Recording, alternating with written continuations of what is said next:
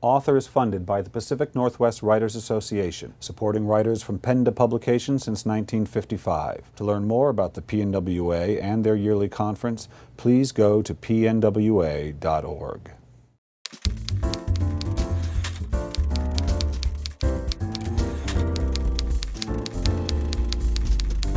Hi, this is Bill Kenower of Author Magazine, and I'm here at Third Place Books in Lake Forest Park with Elizabeth George, author of Believing the Lie. Welcome to Author. Thank you very much for having me. Your first professional career was as a teacher, high school teacher, is that right? Yeah. And it sounds like you took that quite seriously for the time that you were doing it, and you were pretty dedicated to it. It wasn't just some little day job. Oh, no, it wasn't. As a matter of fact, when I was finally made my decision to try to write, because I knew I really was supposed to be a writer, and when I finally made my decision to do it, I was doing it during the summer vacations. Okay. And my husband said to me, you know, if you want to get out of teaching, this is probably not the best way to do it. And I said, no, this has nothing to do with wanting to get out of teaching. I always enjoyed teaching, and indeed taught after I got out of the high school. Then I was off for about a year, and then I started teaching in community college for a while. But I always really enjoyed teaching, and I was always really determined to make it a good experience for my students in the classroom. But one thing about teaching is, you know, you can't teach English and be a writer. I mean, you could do your writing in the summer, but you can't do your writing in the school year and teach English with any kind of degree of passion or commitment, because it's about a 16-hour-a-day job if you're going to do it correctly. Maybe it was the first book you got to an editor and they felt it was too traditional and too sort of old-fashioned, and I guess it got rejected. Right. And this partly inspired you to branch out and begin exploring the kind of work that you do now.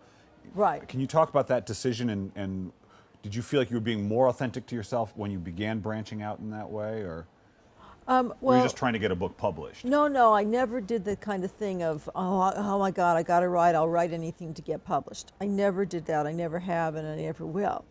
I always write really what I want to write, and that's what I did then.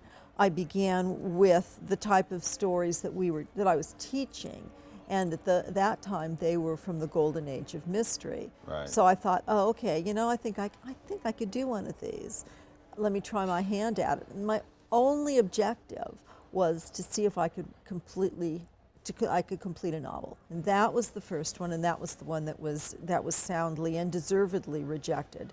It was the old take him into the library at the end, and the guilty party doesn't ask for an attorney while the detective is explaining all the clues and red herrings.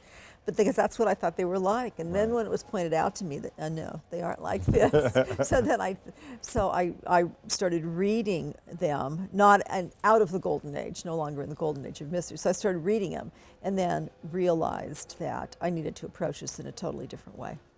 But you must have felt comfortable in that genre. Oh, yeah. Besides the structure, you must have taken a liking to it. Yes, because one thing about me is that I have always found aberrant human behavior fascinating. From the first time I picked up a newspaper. You majored in psychology, didn't you? I had a master's degree, in counseling and psychology. But when I was a little kid, the stories I read in the newspaper, because we read the newspaper, were always the crime stories. Yeah. I was fascinated by those stories and the human animal and what people do and are capable of doing to each other.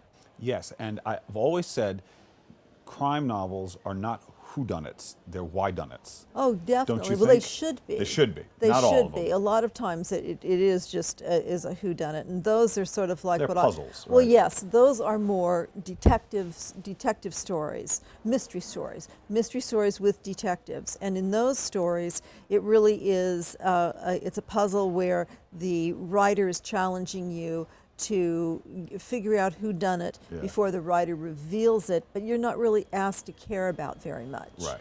So I call it a lighthearted romp through murder, and that's it's a legitimate part of the genre. Right. But it's not what I write, and it wasn't anything that I was ever interested in writing, because I like big character books, and I've always loved those kinds of books, and ever since I was a little kid, I have liked to write what I like to read. So, why do human beings love to read these things?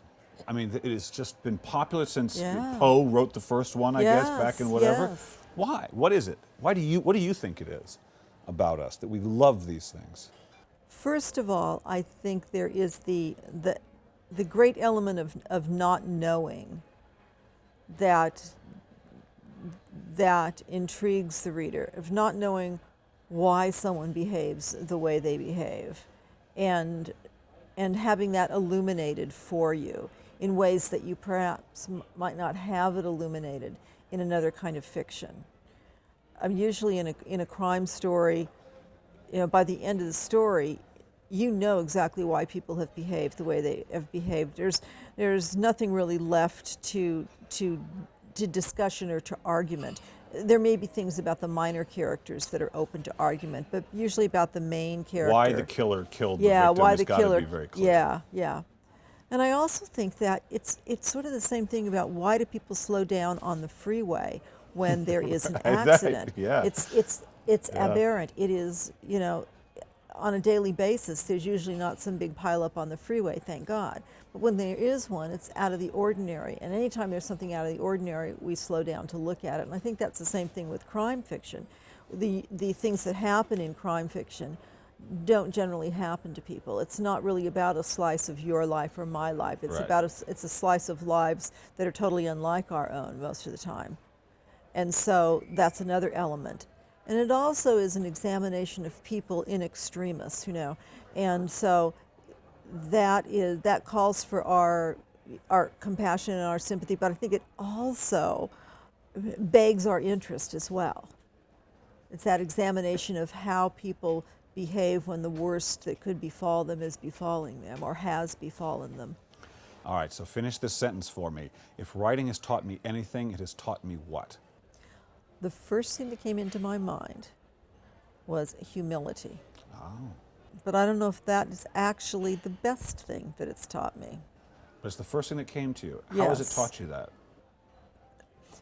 Because what I've learned is that there is always someone out there who is better at this than I am.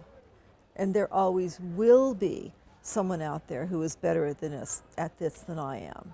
And it behooves me always, every time I begin a book, to stretch and to reach for the next level of attainment in my own artistry and not to worry about anything else.